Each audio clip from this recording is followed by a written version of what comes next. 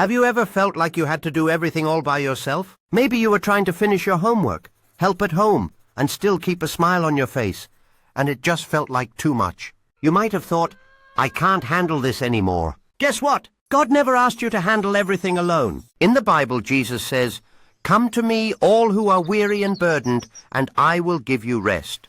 Matthew 11:28.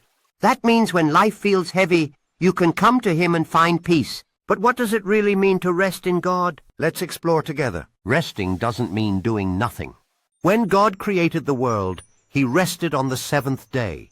Not because he was tired, but because his work was complete, Genesis 2:2. His rest was a celebration of what was already done. Resting in God means trusting that his work is enough. You don't have to try to be perfect or fix everything.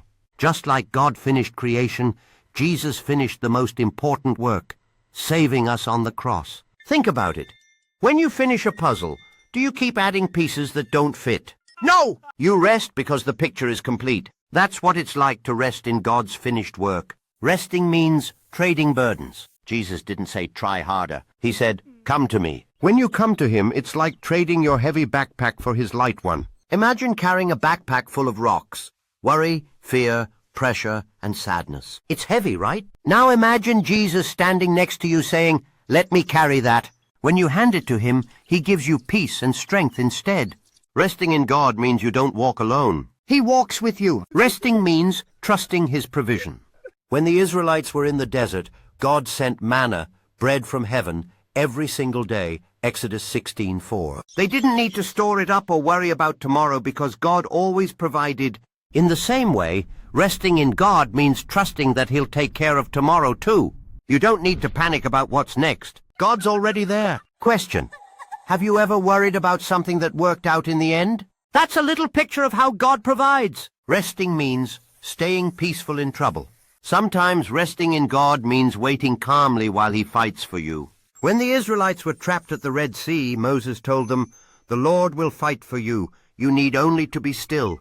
Exodus 14:40. You don't have to fix every problem. You can take a deep breath and say, God, I know you're still working even when I can't see it. Resting means letting go of worry.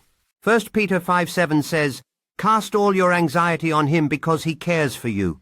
That's like taking a big, heavy ball of worry and throwing it into God's hands. Once you give it to him, don't take it back. Trust that he's got it covered. Try this. Next time you're worried, whisper, God, I give this to you, and imagine handing it over. Resting means knowing you're already loved. We don't have to earn God's love or try to be good enough for him. The Bible says in Ephesians 1:6 that we are already accepted through Jesus. That means you can stop trying so hard to make everyone like you or to prove your worth. You're already God's child, and that's the safest, most peaceful place to rest. So what does resting in God look like? It looks like trusting when you can't see, waiting when you don't understand, letting go when you feel anxious, and remembering that Jesus already did what matters most. Resting in God isn't lazy. It's peaceful confidence. It's knowing you're in good hands. So next time you feel tired or overwhelmed, remember this. You don't have to hold everything together because God already is. Question for you. Which part of resting in God do you want to practice this week? Trusting, letting go, waiting, or remembering you're loved? Don't forget to like and subscribe to Sight Kids for more spiritual growth.